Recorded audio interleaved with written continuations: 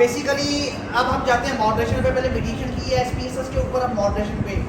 Moderation को SPSS पे prefer किया जाता है, कोई दूसरा सॉफ्टवेयर एसपीएसएस की यानी कि कंपैरिजन में बेस्ट नहीं है, ठीक है, मॉडरेशन की निस्बत। जब भी मॉडरेशन हो तो मैं आपको रिकमेंडेड करता हूँ एसपीएसएस पे आ जाएं। इसकी वजह यह है कि लास्ट के ऊपर मॉड ग्राफ बनता है जो दूसरे सॉफ्टवेयर नहीं बनाते, ये बहुत डिटेल में एक्सप्लेन करता है।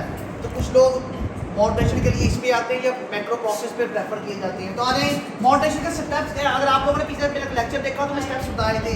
मॉडरेशन के स्टेप्स क्या है? Step 1 IV to DV, moderation to DV, combination of IV and moderation to DV.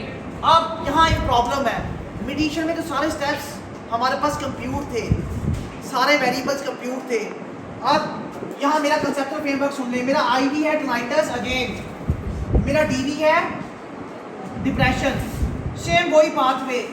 इस पाथवे पे मैं अपना मॉडरेटर ले रहा हूँ जेंडर, कैटेगोरिकल वेरिएबल को मैं मॉडरेटर ले रहा हूँ। कंटिन्यूस वेरिएबल भी हो सकता है, ठीक है, कोई भी वेरिएबल हो सकता है, कंटिन्यूस भी कैटेगोरिकल। कैटेगोरिकल मीन तो आपके डेमोग्राफिक वेरिएबल, जेंडर हो गया, एज की कैटेगरीज बनी हुई हैं, इंडिविजुअल फैमिली सिस्टम हो गया, वो भी कर सकते हैं ना आप लोग।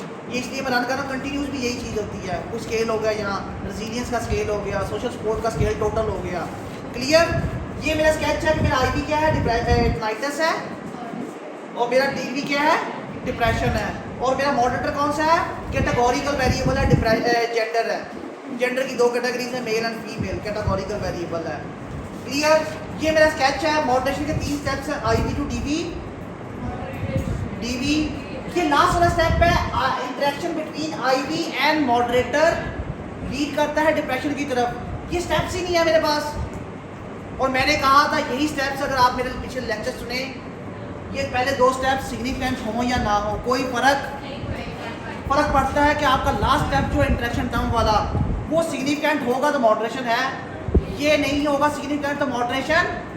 मेडिटेशन में तीनों स्टेप्स इंपॉर्टेंट होते हैं, ऐसा ही है ना, जबकि मॉडरेशन में लास्ट स्टेप इंटरेक्शन टर्म का इंपॉर्टेंट होता है। क्लियर? ये फ़र्क है थोड़ा सा इसमें। अब हमें लास्ट स्टेप्स को एक्सप्लोर करना है इसके अंदर।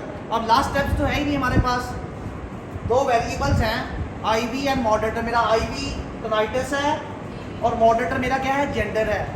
अब इनको क्या करूँ, इंटरेक्शन टर्म, ये जो इन्होंने इंटरेक्शन टर्म बनाई है आईवी और मॉडरेटर की, ये स्टेप्स ही नहीं है मेरे पास।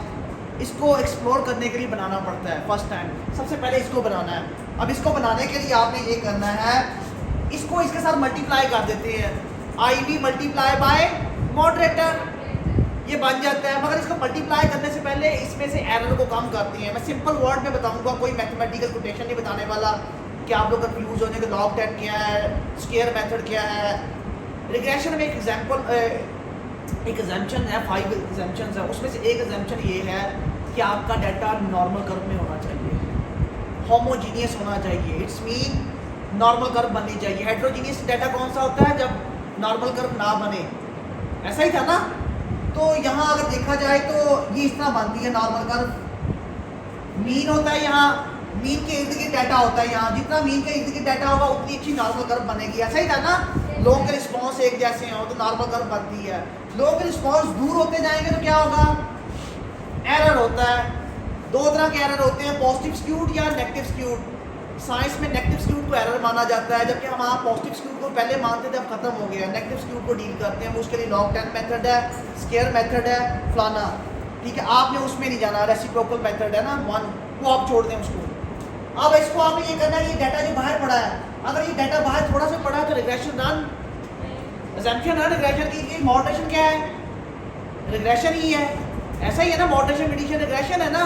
तो सबसे पहले तो इस डाटा को डील करना हम लोगों ने, जो बाहर पड़ा हुआ है। अगर ये बाहर पड़ा हुआ है तो सारे रिजल्ट्स खराब हो जाएंगे।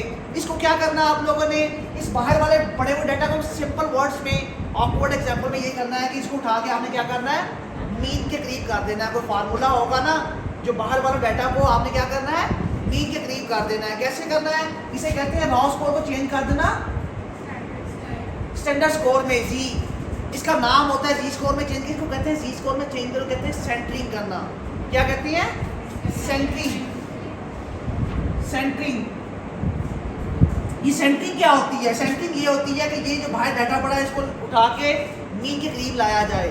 ये सेंटरिंग का एक फार्मूला होता है। कोई भी वेरिएबल, जैसा कि ये मेरा टनाइटस है, ये टोटल है ना इसका आपके पास पड़ा, इसका मीन लें, इसी वेरिएबल का क्या लें, मीन लें, जो कि ऑलरेडी आप अभी लेते हैं हम लोग, मीन लें, इसका मीन ऑफ टनाइटस माइनस टनाइटस, यानी जो इसका मीन आएगा फॉर एग्जांपल 63 पॉइंट समथिंग, उसको इसके ओवरऑल में से माइनस करते हैं तो क्या निकलेगा, सेंटरिंग हो जाएगी, जी स्कोर बन जाएगा किसका, टनाइटस के ओवरऑल का। यानी किसी भी चीज़ के टोटल में से उसी के मीन को माइनस कर दें तो क्या निकल आता है, जी स्कोर बन जाता है। आपने आईवी का भी जी स्कोर बनाना है और आपने मॉडरेटर का भी, ये भी है टाइम कंज्यूमिंग है। तो मैं, आप लोग तो वैसे भी पाकिस्तानी और बाहर वाले जो होते हैं टाइम आपके पास होता ही नहीं है, तो आ जाए, इसको और भी आसान हल है कि मीन निकालें, ये करें सेंटरिंग के अंदर, मुश्किल है ना, हम सीधा इसी के अंदर से ऑप्शन ले लेते हैं, इसको कहते हैं भाई सेंटरिंग कर दे। किस किस की सेंटरिंग करनी है, आईवी की, मॉडरेटर की, ये दो इंटरेक्शन टर्म है ना, इनकी सेंटरिंग करनी है आप लोगों ने, दोनों वेरिएबल्स की। अगर सेंटरिंग नहीं की तो क्या होगा, इंटरेक्शन टर्म तो बन जाएगी, रिजल्ट्स आ जाएंगे, बट उस रिजल्ट्स के ऊपर कॉन्फिडेंस हमें नहीं होगा कि सही है या गलत है, ठीक है। तो आईवी देखिए कंटिन्यूस वेरिएबल है, अगर ये भी कंटिन्यूस हो तो दोनों की सेंटरिंग होती है। अगर आपका वेरिएबल कैटेगोरिकल हो, जैसे जेंडर आपका कैटेगोरिकल वेरिएबल है ना, इसकी सेंटरिंग क्या होगी, इसका तो मीन ही आएगा, मीन आएगा इसका 1.5 आएगा। अगर मैंने 1 मेल को दिया है, फीमेल को 2 दिया तो क्या आएगा, 1.5 आएगा, हाफ निकला आएगा ना उसमें से, तो वो तो कोई मीन ना हुआ ना। तो कैटेगोरिकल वेरिएबल का कभी मीन नहीं निकलता, जब मीन नहीं निकलता इसका मतलब है ये ऑलरेडी सेंटरिंग हुआ होता है। कैटेगोरिकल को सेंटरिंग करने की जरूरत नहीं होती, ये ऑलरेडी सेंटरिंग होता है। तो सेंटरिंग आप किसको करना है, आईवी को, ये कंटिन्यूस है, अगर यहाँ कंटिन्यूस स्केल होता है तो फिर आप उसको भी सेंटरिंग कर दे। सिंपल वे में आज सेंटरिंग करते हैं। सबसे पहला एनालाइज में जाए, एनालाइज में ये देखिएगा, ये कौन सा वेरिएबल है, डिस्क्रिप्टिव। डिस्क्रिप्टिव के अंदर ये देखिए ऑप्शन है टनाइटस, मैंने पुट किया हुआ ऑलरेडी टनाइटस। अगर आपका मॉडरेटर भी हो कंटिन्यूस वेरिएबल तो यही पुट कर लेना आप लोगों ने। और ये देखो मैंने ऑप्शन क्लिक किया save standardised values as variable. इसका मतलब अगर इस ऑप्शन को क्लिक करेंगे तो खुद ब खुद सी स्कोर बना देगा, मीन निकाल के खुद ब खुद। जो अभी मैंने फार्मूला पढ़ा है ना, आप लोगों को कंफ्यूज करेगा वो फार्मूला, मीन में से ये निकालो इसका, ये खुद ही इस बटन को क्लिक करो, ये सेंटरिंग कर देगा उन दोनों वेरिएबल्स को। अगर कंटिन्यूस हो गए, कैटेगोरिकल है तो कैटेगोरिकल को सेंटरिंग करने की जरूरत नहीं होती। अब इसको कहते हैं हम खुद ही कर देंगे, ओके किया, ये इसने कर दिया सेंटरिंग। अब देखते हैं जाके इस वेरिएबल के आखिर पे, ये आपका डाटा है, डाटा के आखिर पे एक वेरिएबल जनरेट हुआ है। ये कौन सा वेरिएबल जनरेट हुआ है, जी, ये देखो टी है ना, स्टैंडर्ड जी, इसको 1 के नाम से एक नया वेरिएबल जनरेट हो गया टी। ये कौन सा वेरिएबल है, स्टैंडर्ड वैल्यूज आई है उसकी, क्या किया जी स्कोर में चेंज कर दिया, ऐसा ही है, ये जी स्कोर में चेंज, यही चाहिए था। अगर 2 कंटिन्यूस होते 2 आ जाते हैं यहाँ। अब अपने जो सेंटरिंग हो गई, जब सेंटरिंग हो गई तो इसके बाद आपने क्या करना है, सिंपल मल्टीप्लाई। किसको मल्टीप्लाई करना है, आईवी को एंड मॉडरेटर को। ट्रांसफॉर्म में जाए, ट्रांसफॉर्म में कंप्यूट वेरिएबल है, कंप्यूट वेरिएबल में देखें मैंने ऐड किया हुआ पहले से, मेरा आईवी क्या है, टनाइटस, टनाइटस है, उसको मैंने सेंटरिंग करके जो वैल्यू है जी स्कोर आया हुआ, जी स्कोर को ऐड करना है यहाँ। और यहाँ क्या है, जेंडर, तो दोनों को सेंटरिंग करके, दोनों जो सेंटरिंग किए हुए हैं उनके जी स्कोर वाला यहाँ पुट करना आप लोगों ने, ये ना कि टोटल वाला पुट करना जो पहले किया हुआ था। जी स्कोर का मतलब है स्टैंडर्डाइजेशन होने के बाद यहाँ पुट करने के लिए, जी स्कोर वाला मैंने पुट किया हुआ ना ऑलरेडी। अब इसको ओके करें और नाम रखा है इंटरेक्शन जेंडर एंड अंडरस्कोर, इसमें वो नहीं आते कोई भी ना, मल्टीप्लिकेशन नहीं आते, ये अंडरस्कोर को मानता है, टाइम स्पेस को मानता है। ये मैंने वैसे ना आप अपनी मर्जी से रख सकते हैं, नो मर्जी नाम रख लें, ओके करें। क्या अगर चेंज वेरिएबल, ये मैंने पहले से किया हुआ था स्टेप। अब ये देखिएगा लास्ट के ऊपर क्या आ गया, ये डाटा दूसरा डाटा कहाँ खुला हुआ है,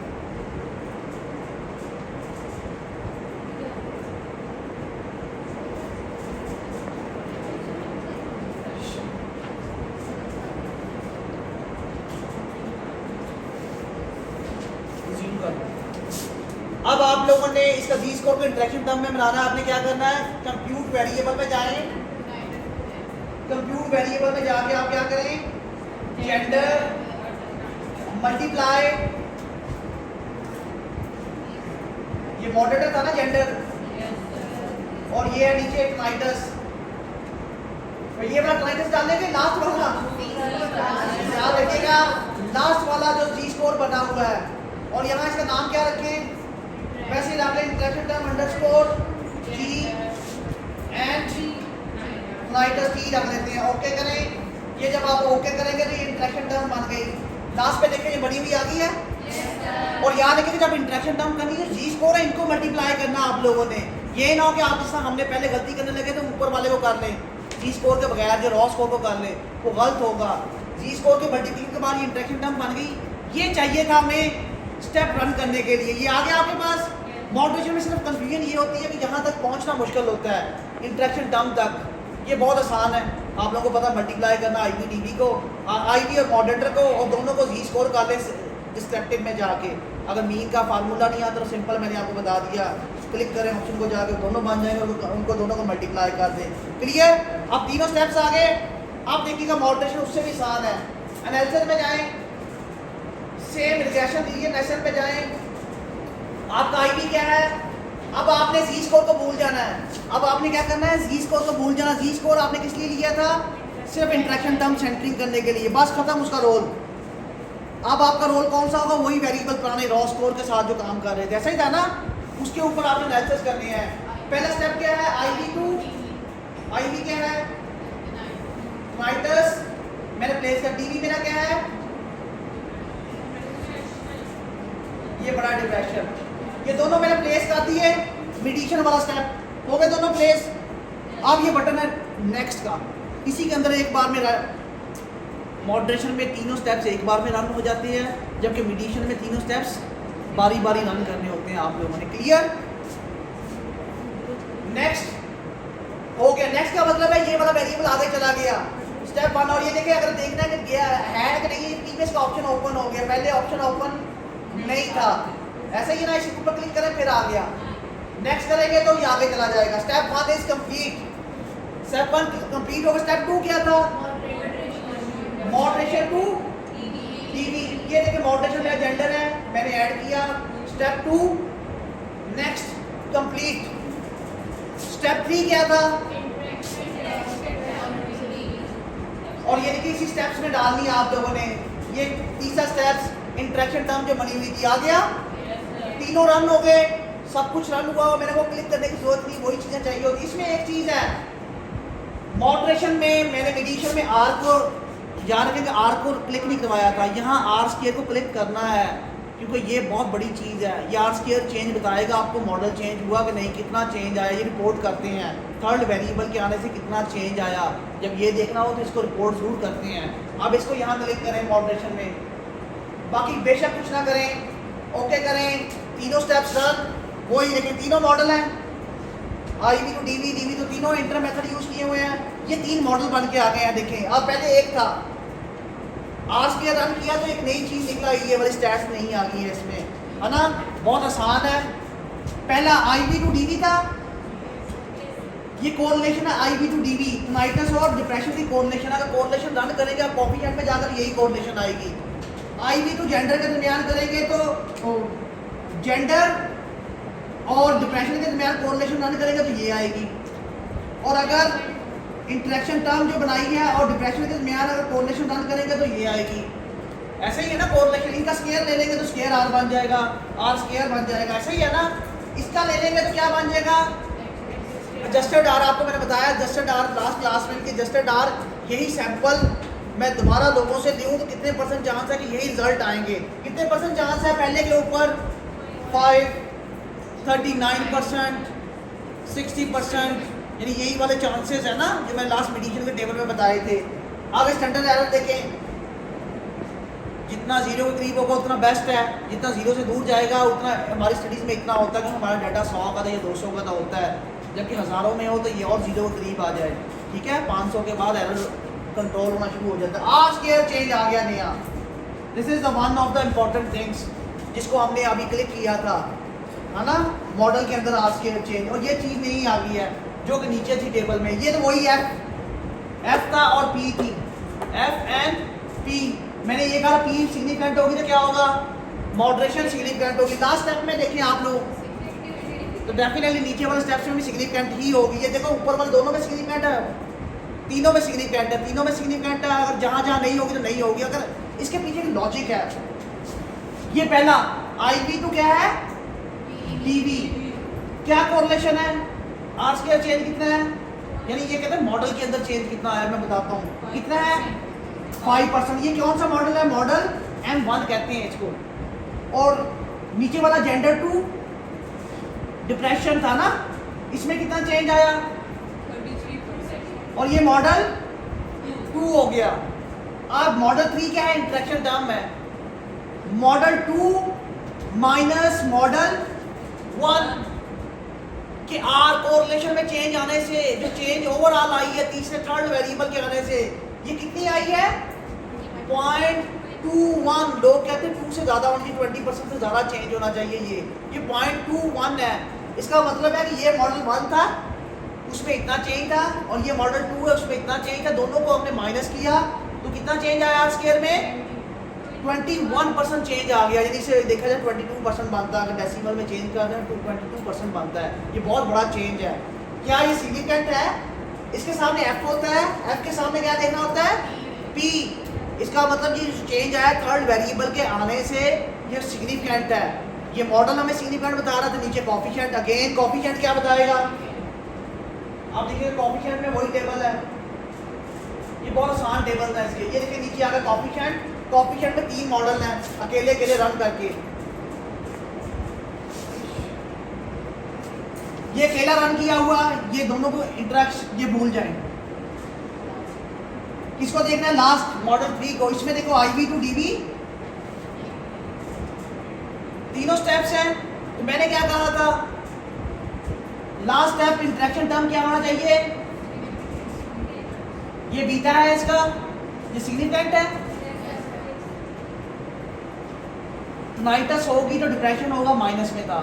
देखिए पहले पॉजिटिव था, ये यहाँ आने के बाद माइनस हो गया, फिर जेंडर के आने से ये पॉजिटिव हो गया, ये रिलेशनशिप। और दोनों के मिलाने से क्या बना, चीज़ पॉजिटिव हो गई और ज़्यादा। क्या पॉजिटिव हो गई, क्या हुआ, हमने तो एक्सप्लेन करना है। टनाइटस बढ़ रहा था तो डिप्रेशन बढ़ रहा था, टनाइटस गिर रहा था डिप्रेशन गिर रहा था।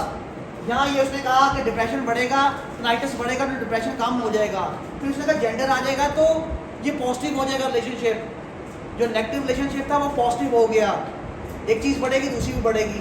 तीसरे के आने के बाद अगेन और स्ट्रॉन्ग पॉजिटिव हो गया। मॉडरेटर के आने के बाद मैंने क्या कहा, मॉडरेटर क्या होता है, जो IV के DV के रिलेशनशिप में आके उनके रिलेशनशिप को वीक करे, या ये क्या था पहला स्टेप, IV DV का रिलेशनशिप था, माइनस था, और यह किस में चेंज हो गया है, पॉजिटिव में। इसका मतलब चेंज आया, नेगेटिव को इसने पॉजिटिव बना दिया। क्या change, I don't know, but significant है, मॉडरेशन है। मतलब क्या, स्टैट्स है ना, क्या चेंज आया, क्या आया, इसका मतलब था कि टनाइटस बढ़ेगा तो डिप्रेशन कम हो जाएगा। बट जेंडर के आने से ये रिलेशनशिप क्या हो गया, पॉजिटिव हो गया। पॉजिटिव कैसे हो गया, इस चीज़ को देखने के लिए, ये जो स्टैट्स है ना, इस चीज़ को देखने के लिए बनाते हैं, फर्दर देखने के लिए मॉड ग्राफ। क्या बनाते हैं, मॉड ग्राफ। ये जो स्टैट्स है, मॉड ग्राफ आपको लेमैन में बताएगा अक्सर कि थर्ड वेरिएबल के आने से हुआ क्या है। हम ये देखना चाहते हैं, 2 हमारे पास सैंपल थे, टनाइटस यहाँ था, डिप्रेशन यहाँ था, और ये मेल का स्केच था, और ये ऐसे ही था ना, 2 वेरिएबल थे। मेल में क्या हुआ, टनाइटस बढ़ी तो डिप्रेशन क्या हुआ, फीमेल में टनाइटस बढ़ी तो डिप्रेशन क्या हुआ, आई डोंट नो। ये तो बताया ही नहीं, उसने तो कहा चेंज आया पॉजिटिव, नेगेटिव में पॉजिटिव में चेंज आ गया। क्या मतलब इसका मुझे नहीं पता। इस चीज़ को समझने के लिए लगाते हैं मॉड ग्राफ।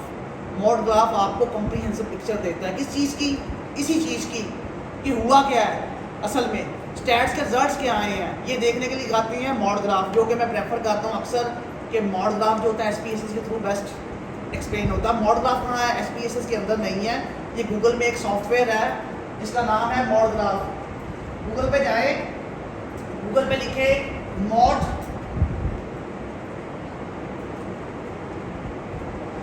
ग्राफ लिखे गूगल पे जाके, इस पर क्लिक करेंगे, आपके पास लैपटॉप कंप्यूटर होगा, यहाँ नेट भी आ रहा है कि नहीं आ रहा,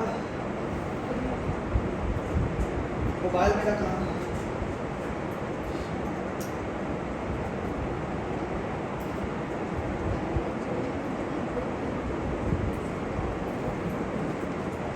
अभी नेट आने दे, रिज्यूम कर दिया। मोड ग्राफ लिखने के बाद एक मोड ग्राफ में डिफरेंट साइट्स खुल गई हैं, डिफरेंट सेंटेंस ने डिफरेंट दिया हुआ है। तो इसमें आपने क्या, कौन सा बेस्ट मोड ग्राफ है? वो बेस्ट मोड ग्राफ जो है बेसिकली ये है moderation mode graph. Moderation mode graph school of psychology, Victoria university. ये जो सॉफ्टवेयर है इसको ऑथेंटिक गिना जाता है, बहुत ही यानी आप समझे अच्छा सॉफ्टवेयर है। बाकी सॉफ्टवेयर भी हैं बट ये ज़्यादा यूज़ किया जाता है। इसको क्लिक करें तो एक सॉफ्टवेयर रन हो जाएगा।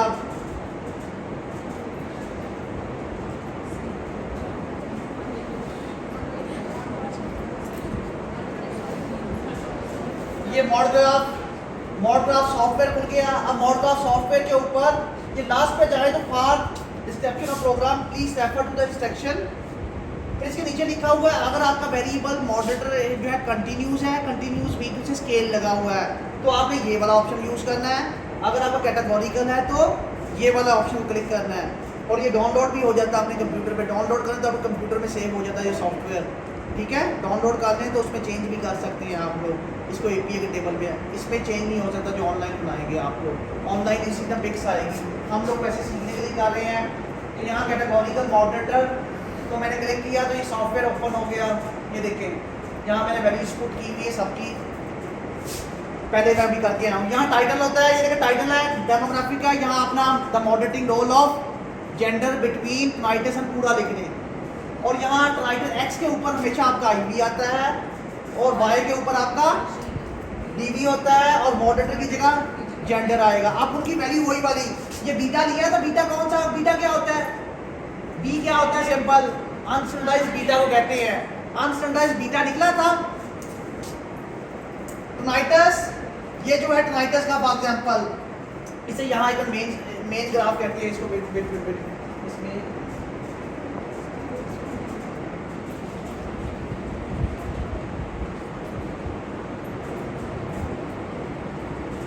वेट आपको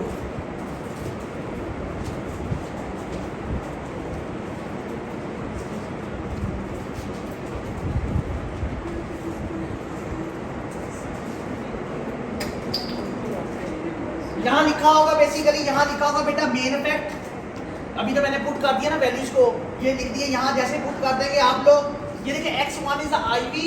यहाँ बेसिकली मेन इफेक्ट लिखा होता है। जब आप यहाँ वेरिएबल को पुट कर देते हैं तो यहाँ मेन इफेक्ट की जगह क्या आ जाता है, टनाइटस आपका आईवी आ जाता है। और मॉडरेटर की जगह जेंडर पुट कर देते हैं तो यहाँ क्या होता है, जेंडर आ जाता है खुद ब खुद। और यहाँ क्या होता है, यहाँ मॉडरेटर लिखा होता है, खुद ब खुद चेंज हो जाता है। यहाँ क्या इंटरेक्शन टर्म कहाँ पड़ी हुई है, बेसिकली यहाँ लिखी हुई है। अब इनके बीटास थे आपके पास, जो ग्राफ आया था। अगर आउटकम वेरिएबल देखें तो ये आउटकम ये वाला, ये टेबल जो था कोएफिशिएंट का लास्ट में 3 वाला, ये देखें कांस्टेंट, इसका बीटा ये लिख लें, इसका बीटा ये है आईवी, मेन इफेक्ट, मॉडरेटर, और ये क्या था, इंटरेक्शन इफेक्ट। तीनों का बीटा है। ये कांस्टेंट का बीटा भी यही मैंने पुट किया हुआ उधर। और आगे उसने क्या मांगा हुआ है, यही तीनों बीटास मैंने पुट कर दिए हैं इसमें मॉड ग्राफ में। ये देखिए उनकी वैल्यूज पुट कर दी है बीटास की, तीनों की जो थी मैंने वही कर दी, अपने से कुछ नहीं कर दी। और यहाँ मीन है, ये मीन किसका था, टनाइटस का मैंने निकाला हुआ था, 60 है, मैंने पुट कर दिया जो शुरू में था। स्टैंडर्ड डेविएशन अब डिस्क्रिप्टिव स्टैट्स में जब हमने रन नहीं किया था, सेंटरिंग की थी, उनके मीन भी निकले हुए हैं साथ ही।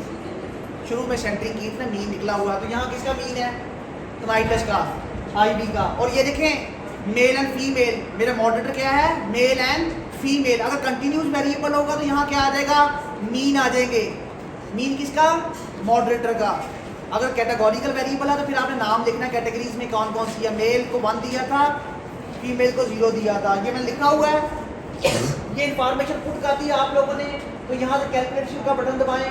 जब कैलकुलेशन का बटन दबाएंगे तो ये देखें नीचे कैलकुलेशन होगी है। ये इंफॉर्मेशन सही पुट करनी है। नीचे कैलकुलेशन के बाद ये हाई मीडियम लो आ गया टेबल। ये टेबल बन गया आप लोगों के सामने, ये टेबल बन गया। मुझे टेबल में इंटरेस्ट नहीं, मैंने टेबल नहीं बनाना, मुझे सिर्फ वो पिक्स चाहिए जिससे मैं एक्सप्लेन कर सकूं। व्यू फिगर को क्लिक करें, जब ये टेबल बन जाता है तो व्यू फिगर आ जाती है। अब ये पिक्स आ गई है एक आपके सामने। अब ये पिक्स क्या बता रही है, जो चीज़ हम जानना चाहते थे। देखो स्टैट्स में तो वो टेबल बन गया हमारा, वो टेबल बनाएंगे, हम तो इंटरेस्टेड थे हुआ क्या।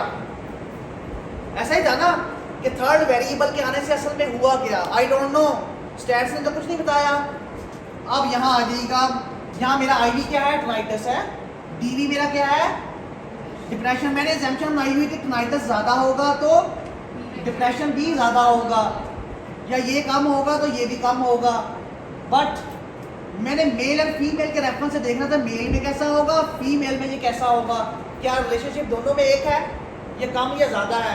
अब देखिए यहाँ क्या है, आईवी है, टनाइटस है, और यहाँ क्या है, डिप्रेशन। और एक बार और, जो मॉडरेटर अगर कंटिन्यूस हो तो ये 3 लेवल होते हैं, अगर कैटेगोरिकल हो तो 2 लेवल होते हैं, याद रखिएगा। अब याद रखिए कंटिन्यूस है, इसके 3 लेवल्स हैं, टनाइटस लो, मीडियम एंड हाई, ये लिखी हुई है 3 उन्होंने कैटेगरीज। और ये क्या है, डिप्रेशन है, लेवल है इसके। ये देखिए इधर से लाइन लगाते हैं, इसके बाद ये पहली लाइन, लो टनाइटस था तो डिप्रेशन कितना था, 350 व्हाटएवर। ये आपने इसको चेंज कर लेना, 1 2 में भी कर सकते हैं, ये बहुत ज़्यादा फिगर्स में दिया हुआ है। अच्छा मीडियम था तो कितना था, टनाइटस मीडियम हुई तो डिप्रेशन क्या हुआ, हाई टनाइटस हुई तो, यानी कि ये देखिए ये बढ़ रहा है, टनाइटस इधर बढ़ रही है, जैसे जैसे बढ़ रही है डिप्रेशन भी तो बढ़ रहा है ना। There is a positive relation between IV and DV. किसके ऊपर, ये लाइन अगर सीधी बने तो पॉजिटिव रिलेशन होता है, इट्स मीन एक चीज बढ़ी दूसरी बढ़ी। अगर लाइन नीचे को जाए तो क्या होता है, एक चीज बढ़ रही है दूसरी। अब यहाँ आ जाए थोड़ा सा, ये मेल के लिए उसने कहा ये डॉटेड लाइन है, 2 लाइनें हैं इस ग्राफ में, एक मेल की लाइन है, ये वाली डॉटेड वाली डॉट जहाँ लगे हुए हैं, एक है सीधी लाइन फ्लैट। ये लाइन किसकी है, ये लाइन जो लगी हुई है फीमेल की लाइन है, ये डॉट डॉट लगे किसकी लाइन है। अब टनाइटस बढ़ रहा है तो डिप्रेशन बढ़ रहा है किन में, मेल्स में, ये मेल्स की लाइन है ना। और जब फीमेल में क्या हो रहा है, बेशक टनाइटस बढ़े या कम या ज्यादा हो, डिप्रेशन स्टेबल है। इसकी वजह क्या है, इसका मतलब है कि मेल वल्नरेबल है, मेल को इंटरवेंशन होनी चाहिए। अगर किसी इंसान मेल को टनाइटस हो जाए, उसको डिप्रेशन के चांसेस ज़्यादा हैं एज कम्पेयर टू फीमेल। तो उसकी वजह पता क्या है, मेल सोसाइटी में इंटरेक्ट करते हैं, कमाना होता है, लोगों से बात करनी होती है बाहर सोसाइटी के अंदर जाके ना, तो उनको अगर 24 घंटे आवाज़ें सुनाई देंगी, वो काम कर पाएंगे, कमा पाएंगे, इंटरेक्ट कर पाएंगे, नहीं। फीमेल मोस्टली अगर जिसको प्रॉब्लम होता है वो ज़्यादातर घर में रहती हैं, ऐसा ही है ना।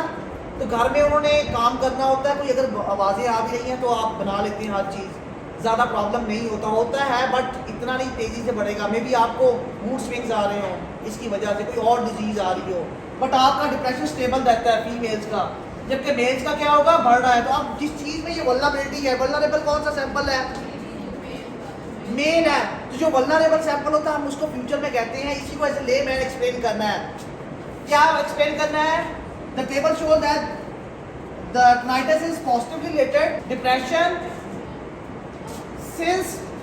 since या because of it favor of high level of, या ये सिंपल कह देते हैं, in the table reveal that the tinnitus is a positively related with depression in male, ऐसा ही है ना। On the other hand, the table also reveal that there is a negative relationship between tinnitus and depression in female sample। इसके दूसरे words में as a layman बोला जाए तो depression ज़्यादा किसके वल्नरेबल पॉपुलेशन है, मेल, जबकि फीमेल जो है वल्नरेबल, उनको इंटरवेंशन नहीं, उनको मे भी कोई और डिजीज़ हो सकती है, इसकी वजह से कोई और स्ट्रेस हो सकती है, एंग्जाइटी हो सकती है। मगर डिप्रेशन लोगों को किनको ज़्यादा होगा टनाइटस की वजह से, मेल्स को।